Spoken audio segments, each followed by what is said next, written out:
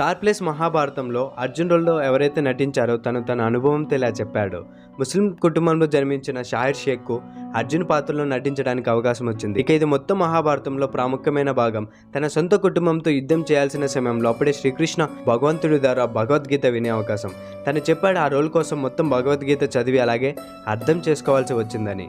అలాగే తను చాలా రోల్స్ నటించాడు, కానీ ఈ రోల్ తన మొత్తం జీవితాన్ని మార్చేసిందని. ఇక రెండోది చాలా బాధ కలిగించే దృశ్యం, అది ద్రౌపది వస్త్రాహరణం. ఎప్పుడైతే ఆ సీన్ షూటింగ్ జరుగుతుందో అది ఎంత బాధ కలిగించే దృశ్యం అంటే నేను 10 రోజుల వరకు ఎవరితో మాట్లాడలేకపోయాను.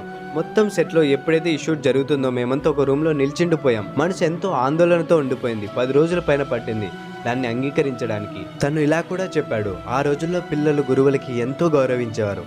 చెప్పే ప్రతి పదానికి ఒక ఉద్దేశం ఉండేది. అలాగే ఒక ప్రమాణాన్ని మరణించే వరకు నిలబెట్టుకునేవారు.